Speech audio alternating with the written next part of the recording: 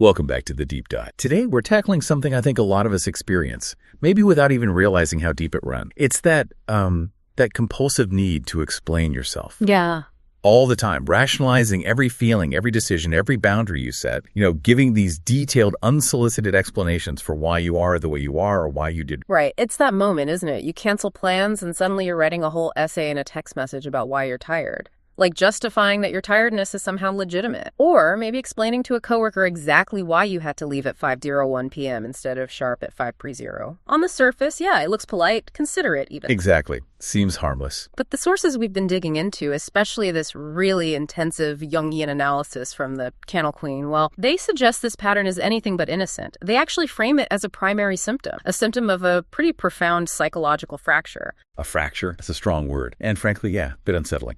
So we've used that depth psychology research, specifically looking through Jung's lens, to really get into this compulsion. Our mission today, for you listening, is to unpack all of this. Why does this habit even form? We're talking early invalidation, right? And then how does this constant self-justifying thing sort of subtly chip away at your personal autonomy? And crucially, what's the path out? Is there a concrete way, maybe confirmed by neuroscience even, to get back that genuine internal authority to achieve, psychological wholeness, in individuation, as you can call it? Precisely. If you feel just drained after social interactions, chronically exhausted maybe, or if you find yourself struggling to make even a simple choice without mentally justification for some imaginary audience, then this deep dive is about getting to the root cause. We're analyzing why stopping this endless justification cycle isn't just, a nice self-help tip. It's actually framed as an authentic, almost revolutionary act against these old psychological scripts we inherit. Okay, so let's put on those Jungian glasses. This perpetual need for self-justification. It's not just a quirk. You're saying it's a signpost, a big flashing one. If you're constantly explaining why you exist,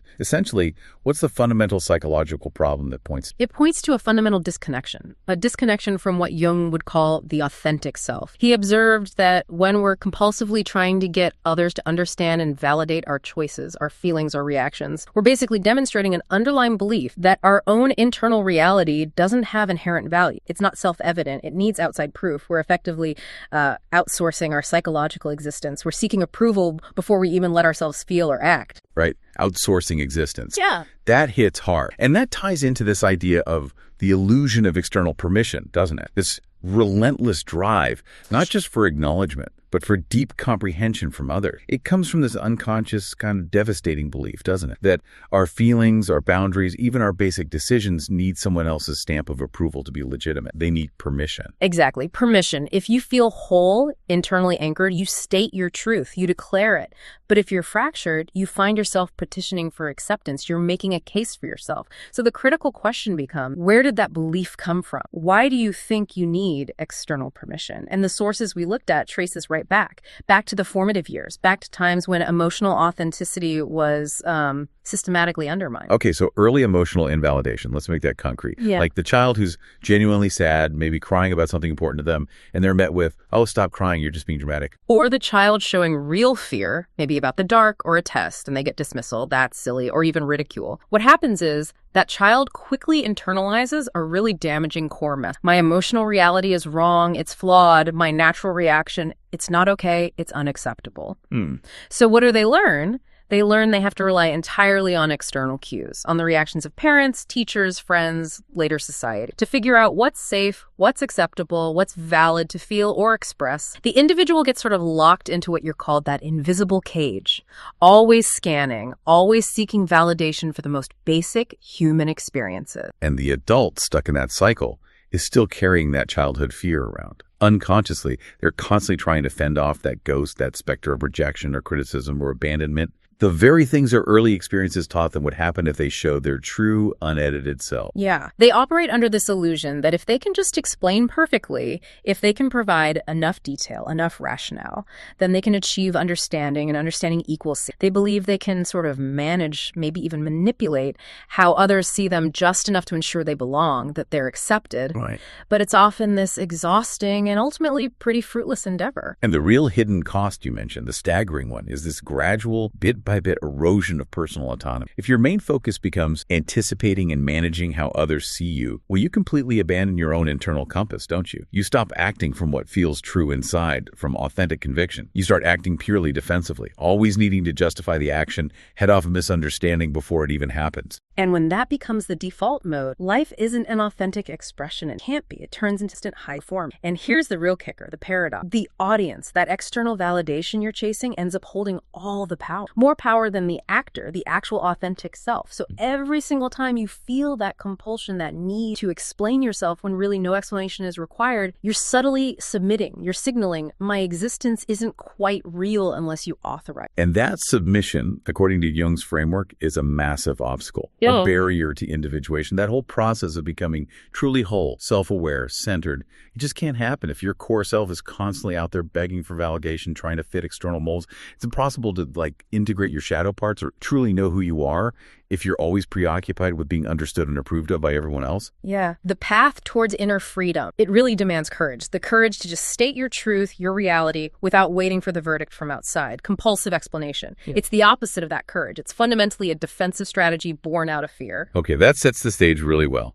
Yeah. Let's dig into the architecture of this wound now. This chronic reliance on external permission, it leads directly to what the sources call the loss of internal authority. It's like the person literally stops seeing their own experience, their feelings, their thoughts as having inherent validity, just value in and of themselves. Self-worth gets built entirely from, I think the phrase was, reflections in the eyes of others. It just locks you into this state of chronic internal submission. It's incredibly pervasive. And to really grasp it, we need to break down these 4 specific ways, these mechanisms that emotional invalidation works, how it carves out this fracture. These aren't just, one-off bad moments.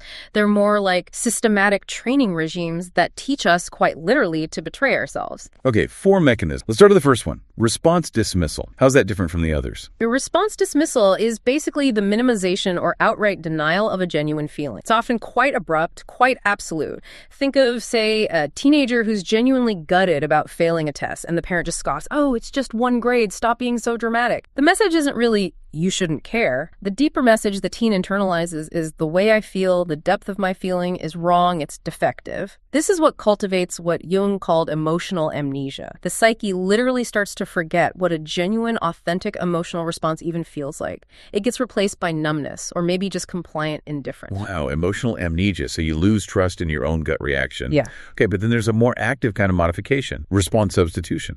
Yeah, this one's maybe even more insidious because it doesn't just dismiss the feeling, it actively replaces the authentic signal with one that's more socially accepted. So maybe you feel justifiable rage because someone just stomped all over your boundaries. That rage is an authentic signal, right? It says protect yourself. This isn't okay. But you've been taught systematically that rage isn't allowed. So instead, you learn to express, mild or maybe controlled sadness. The system is designed to edit your natural responses before they even get out. Ah, I see. The critical problem there is that the initial necessary emotion, the rage that signals danger, boundary crossed, it gets totally suppressed. And the replacement emotion, the disappointment, it might be safer for others, sure, but it's completely insufficient for protecting yourself. It sets up this powerful internal censorship board that's always on. Okay, I get the difference now. Dismissal makes you doubt the feeling itself. Substitution makes you actively lie about it, or at least present a false front. But the third conditioned acceptance, or maybe love contingent, that feels like it strikes right at the core of the developing self. Oh, it's absolutely the most devastating one.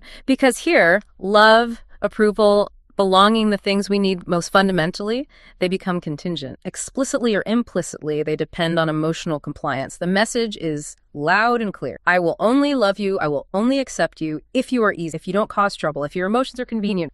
So the person learns that acceptance doesn't come from just being who they are authentically. It comes from being emotionally palatable. This creates that unconscious foundational belief that love has to be earned through performance, through being agreeable, convenient, justifiable. It can't just be received naturally simply because you exist. And that just demolishes the very foundation of self-worth. Brutal. And if those first 3 methods, dismissal, substitution, making love conditional, if those don't work to ensure compliance, then the system brings out the hammer, response.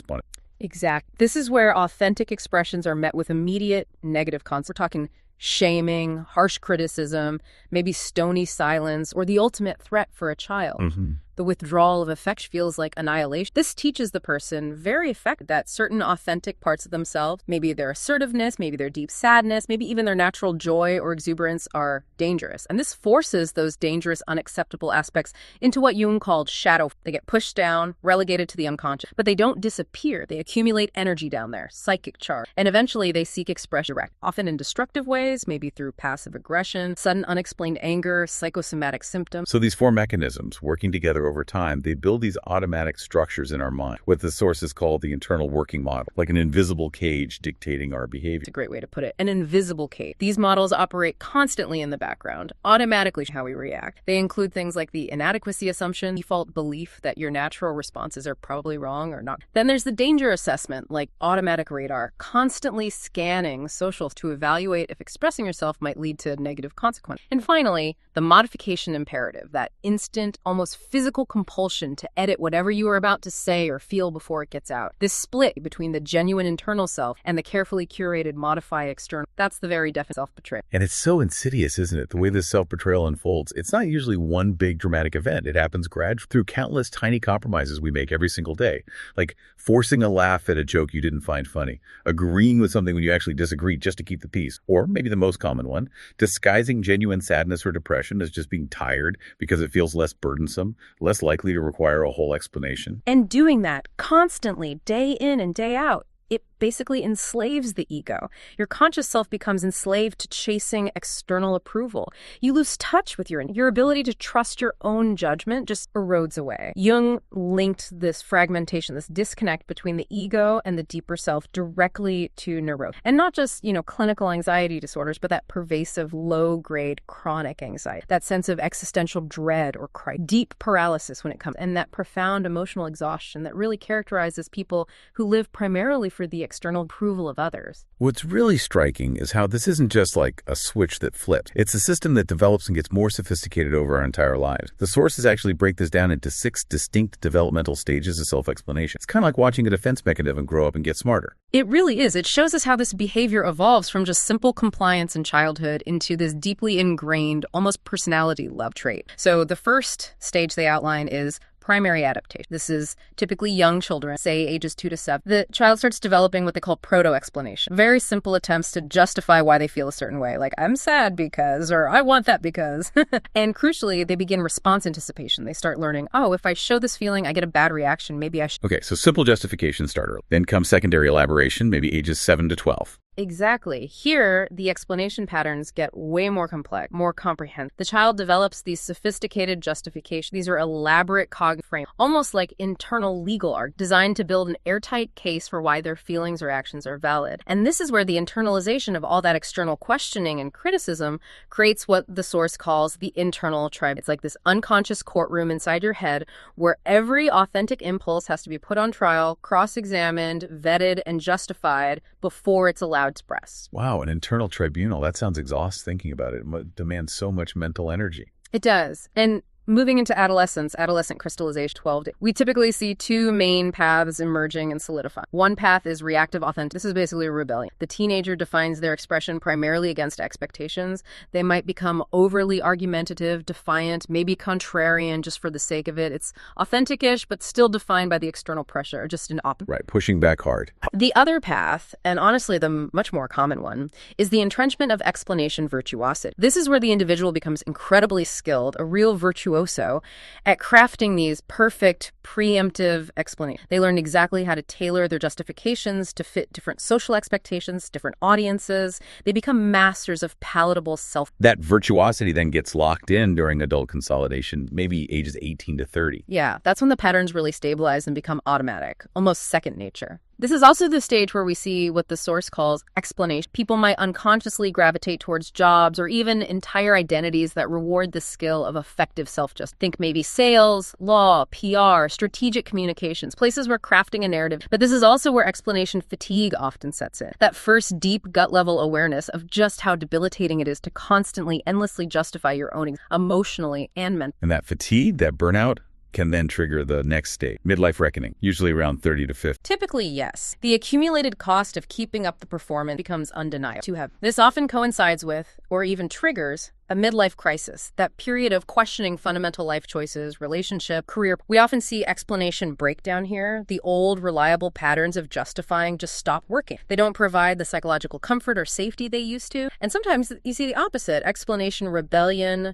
a sudden, almost violent, reactive refusal to explain anything anymore, often comes across as defensive or withdrawn. Which isn't quite the goal either, right? The final ideal stage is mature integration. Exactly. Mature integration is the goal. This represents represents the successful development of authentic authority and, crucially, explanation. It's not about never explaining yourself. Sometimes explanations are necessary for clear communication and connection. It's about having the internal freedoms, authentic expression, even if it risks misunderstanding, and having the wisdom to discern. Is this explanation serving genuine connection, or is it just feeding my old anxiety about that anxiety, that automatic nature you mentioned earlier? That's why Jung would classify this whole pattern as a complex, isn't it? The explanation complex, an emotionally charged cluster of ideas, feelings, memories, all orbiting this central theme. My authentic responses aren't valid on their own. They require external justification, and this complex gains a life of its own. That's the key insight. Semi-independent function. The complex operates with autonomous function. It gets triggered automatically, often faster than your conscious mind can even catch it. It's like a script running constantly in the background of your psychological operation. It explains why you might logically know you don't need to explain why you prefer over coffee, but this little voice, this pressure, still insists probably justify your beverage. And because it's autonomous, running on its own, it needs fuel. It draws resources. That's the energetic autonomy part.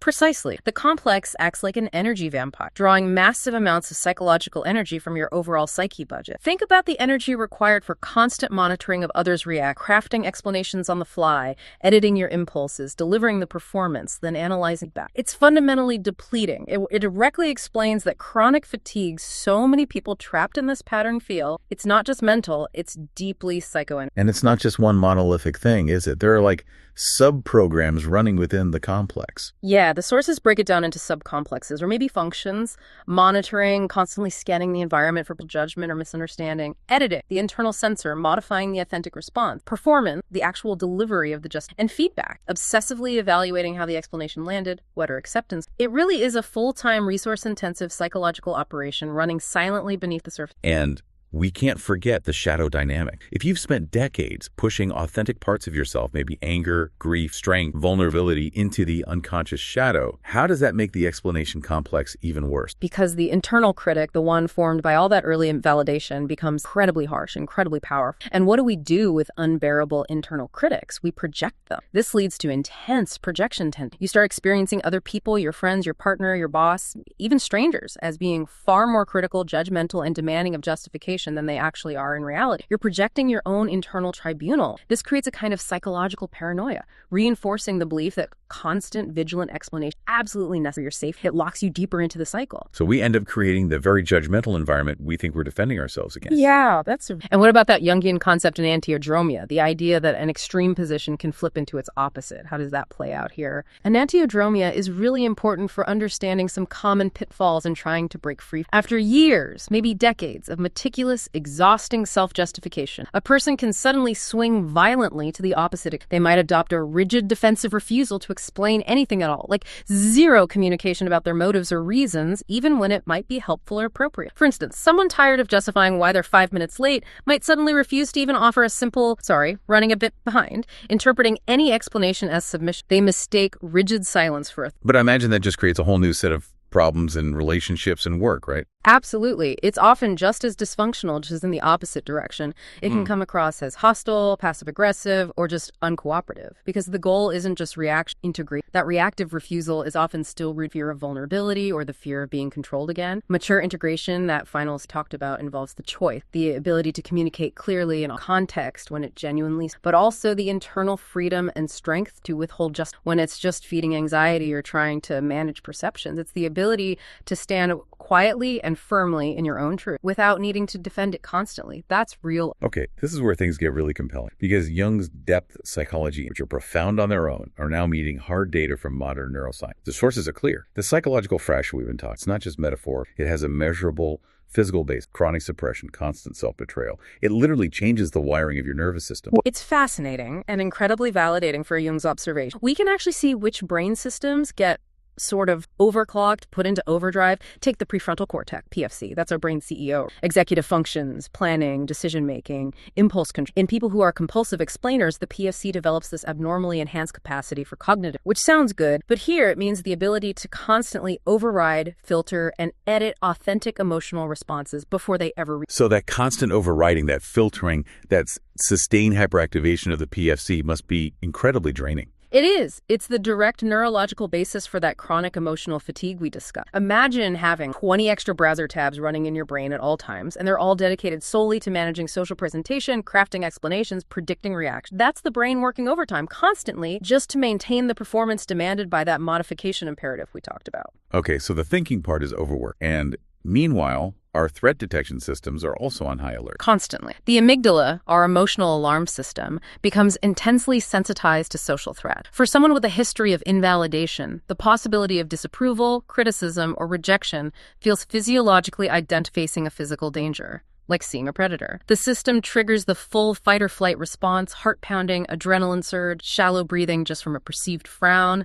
a slight misunderstanding, or even just the anticipation of needing to explain themselves. Self-betrayal doesn't feel like a conscious choice in those moments. It feels like essential self-protection against what the body registers as a mortal threat. Yeah, I can definitely relate to that feeling of always being vigilant, constantly scanning the room, monitoring reaction. That sounds like the anterior cingulate cortex, ACC, working overtime too. That's exactly right. The ACC is like the brain's conflict monitor, and in this pattern, it becomes hyperactive. It's constantly flagging the friction, the internal conflict between the authentic impulse, I want to say, no, I feel sad, and the social expectation or the internalized rule, I must say yes and justify it, I shouldn't show sadness. Jung called this internal vigilance. In neurobiological terms, it's the source of that perpetual low-grade hum of anxiety. It's that feeling of constantly running mental missions, rehearsing explanations, playing out scenarios, anticipating negative outcomes. And this directly contributes to wear and tear on the whole system, that state we call allostatic load. Allostatic load, that's the cumulative physiological cost of constantly adapting to stress, right? So for listeners, this means the psychological stress of always explaining yourself, always performing. It translates directly into real physical depletion. Absolutely. It's the biological price tag of being trapped in that invisible cage. Over time, it can lead to things like weakened immune function, digestive, sleep disturbances, and that pervasive physical exhaustion. Because the body is never truly allowed to stand down from red alert, the perceived social threat feels constant. And it gets worse, doesn't it? Right. Our brain chemistry actually keep us hooked on this cycle, the chemical adaptation. This might be the most insidious piece of the neurobiological. Our reward system, driven by dopamine, actually adapts. It becomes more responsive, gets a bigger hit from the momentary relief of external validation, that, whew, they bought my explanation, I'm safe for now, than it does from genuine, authentic expression or internal satisfaction. This creates classic addiction dynamic. The behavior, the performance is maintained because the brain's reward pathway gets hooked on that intermittent reinforcement of approval. You are literally being rewarded chemically for betraying your authentic self and seeking external permission. Wow. Addicted to approval. Literally. And all this internal conflict and vigilance must keep the stress hormones pumping too. Continuous. Cortisol, the primary stress hormone, remains chronically elevated because of this constant cycle of internal monitoring, conflict management, and justification performance. This directly contributes to that feeling of being physically and emotionally burnt. Furthermore, the chronic suppression of authentic feeling, holding it all in, tensing against it, tends to reduce vagal tone. The vagus nerve is crucial for regulating our emotional logic, for helping us calm down. Reduced vagal tone means we're less resilient, less able to self-soothe after conflict. It leads to chronic physical tension and makes emotional regulation much. Okay, so the picture is pretty bleak neurobiologic, but the research on neuroplasticity, the brain's ability to change that, offers real hope, right? It confirms that the healing journey Jung outlined is actually a physical rewiring process. Absolutely. That's the crucial counterpoint. The brain isn't fixed. It's dynamic. It can and does reorganize itself, reclaiming internal, fundamentally about rewiring. It involves conscious strength, path, trust, practicing, making those, and conversely, as you stop practice habit for high performance, start to act unused road. Neuroscience, essentially psychological work of becoming whole, tangible, we can rewire. Okay, so the goal is clear that we want to move from that psychological fracture, that dependence on external permission, towards the grounded certainty of internal authority. What does that transformation actually look like? How do we shift the psyche's center of gravity, as you put it, back from the periphery external approval to the center, the self? It's fundamentally a shift from an anxious plea to a grounded declaration. The core transformation is abandoning that fearful underlying question. Will they understand what I feel? Will they accept me if I show this? And replacing it with a solid internal knowing, it doesn't actually matter if they understand that this experience is true for me. And that fact alone is the focus. Shifts entirely away from managing their perception towards owning your reality. And the sources place a lot of emphasis on silence as a transformative force. But that feels counterintuitive, maybe even scary. If you spent your whole life over-explaining, just stopping, won't you just come across as rude or defensive or maybe passive-aggressive? That's a real fear. Oh, it's a huge fear. And it's valid because poorly executed silence can feel like that. That's why we absolutely need to distinguish between silence born of anxiety or withdrawal and the silence of integrity. Silence emerging from integrity isn't full. It's rooted in quiet authority, not defense. When you consciously choose to cease compulsive justification, you effectively pull the plug on the whole psychological control system that was feeding that conflict. Stop providing the energy it needs. And for those people around you who are accustomed to your performance, especially maybe those who subtly relied on your compliance or your need for their approval, this absence of justification, it registers as rebellion. Suddenly, they encounter a solid self where there used to be a porous, adaptable performance. And that can be jarring, but it's necessary. Okay, silence from a place of strength, not fear. That makes sense. Yeah. Let's get practical now. The therapeutic process, what Jung might call therapeutic individuation. Where does someone listening actually begin? Phase 1 is all about pattern recognition. And the key tool here is the explanation audit. This requires some meticulous, honest self-observation for a while. You start tracking your explanations throughout the day or week. Note, was this explanation voluntary, totally unsolicited? Or was it actually requested, like someone genuinely asked why? But even more critically, you need to track the internal felt sense associated with the explanation. Did giving it feel driven, frantic, kind of depleting, like you had to do it to manage anxiety? Or did it feel natural, calm, like it was genuinely serving communication or connection? Making that distinction is vital for starting to separate anxiety management from authentic, chosen conversation. Okay, so step 1 is just notice, becoming aware of the automatic habit and how it feels. Once we recognize the pattern, we have to start actually changing the behavior. Phase 2, experimental authentication.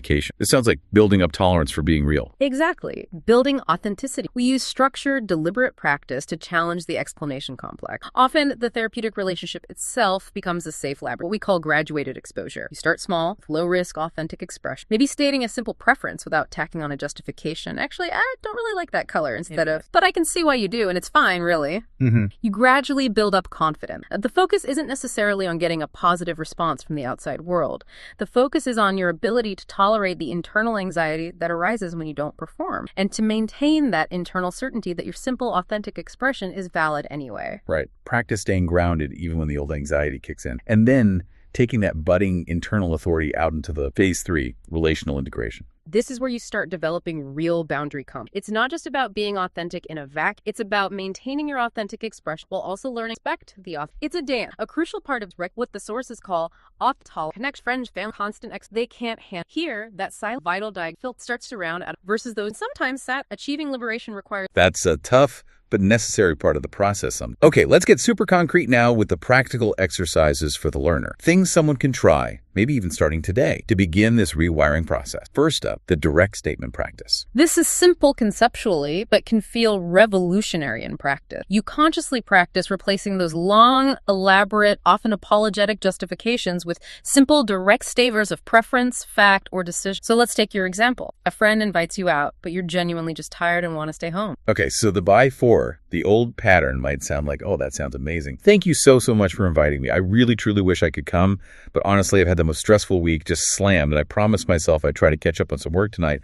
Plus, I think I might be coming down with something, so I probably should just rest up. I feel absolutely terrible letting you down. Right. A whole performance. The after, using direct statement practice, might be, thanks so much for the invitation. I really appreciate you thinking of me. I won't be able to make it tonight. No. Full stop. Period. No lengthy justification. No apology for making a choice that's right. You practice trusting that the simple, direct statement holds enough value on it. Wow, okay. That feels naked, but powerful. Yeah. Which leads right into the next exercise. Boundary setting without explanation. This one seems even more terrifying for the recovering compulsive explainer. It absolutely is terrifying initially, because the core fear is that setting a boundary without a 5-point supporting brief makes you seem selfish or unreasonable or incompetent or uncaring. Let's imagine your boss asks you to work late on short notice and you can't or don't want to.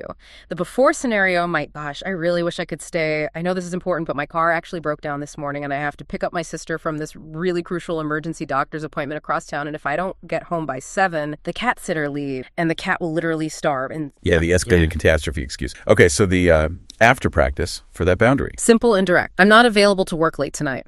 Or perhaps, my workday ends at 5 p.m. today. You practice stating and holding the boundary with simple, calm, confident statement. You consciously resist that intense internal pressure, that urge to fill the following silence with elaborate detail or excuses. And what you often discover, counterintuitively, is that a boundary stated simply and directly is often respected more quickly and easily than one that's surrounded by a cloud of defensive, apologetic justification. Okay, next practical tool. The energy tracking exercise. This one provides really tangible, almost scientific motivation to change. For maybe a week or two, just pay close attention. Monitor your own energy levels, physical and mental, immediately following interactions where you engaged in authentic expression, you stated as simple truths at a clean boundary, versus interactions where you engaged in elaborate performance and explanation. So this makes that concept of allostatic load, the energy drain, really concrete and personal. Exactly. It moves it from theory to felt experience. You will almost certainly find consistently that explanation-based communication, even if it technically succeeds in getting approval or avoiding conflict, leaves you feeling drained, depleted, sometimes even exhausted. Whereas authentic expression, even if it felt a bit risky or scary in the moment, tends to either maintain your vitality or even leave you feeling slightly more energized because you weren't fighting against yourself internally. Makes total sense. And the final intervention you mentioned, response choice practice. This is about creating a crucial moment of conscious awareness, a pause point right before the automatic explanation kicks in. So you feel the urge to explain rising. Before you launch into it, you deliberately pause just for a second.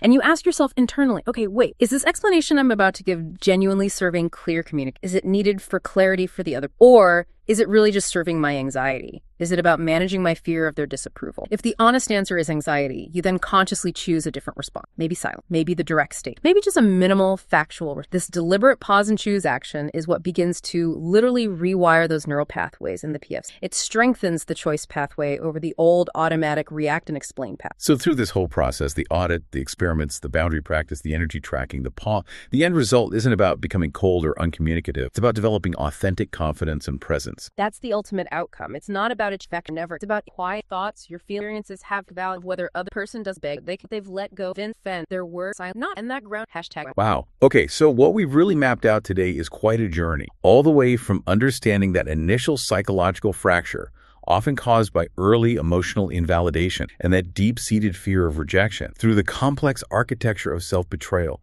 the developmental stages, the neuroscience, all the way to reclaiming psychological wholeness, that authentic internal authority. And the core message seems to be that stopping this compulsion to constantly explain yourself isn't passive at all. It's actually a profound act of psychological courage, one that has the power to transform both your inner landscape and your outer reality. Absolutely. And that paradox we touched on remains one of the most fascinating insights from all these. The less you desperately seek approval through explanation, the more genuine respect you. There's a weight, a kind of psychic density to integrity, a presence that performance, no matter how skilled, simply cannot. A truly centered person can shift the dynamics in a room without saying much at all, precisely because they have nothing left to prove. Which brings us right to our final provocative thought for you today. And this one is rooted deeply in that Jungian analysis we've been exploring. The choice to finally stop explaining yourself and to start simply being yourself authentically. It might feel selfish at first, like an act of withdrawal or maybe defensive aloofness. But the argument here is that it's actually the opposite. It's a profoundly generous act. How so? Because what the world truly needs from you, what the people around you truly need, isn't the burden of your carefully managed, strategically acceptable performance. It's the gift of your genuine nature, your authentic presence. By reclaiming your own internal authority, by showing up as you actually are, you offer others the possibility of real truth, something far more valuable than the tiring, edited persona you might have presented for. That is the quiet revolution begins inside. The moment you choose the silence of integrity over the noise. A powerful and incredibly actionable conclusion. Thank you so much for diving deep into this with us today. My pleasure. Until next time.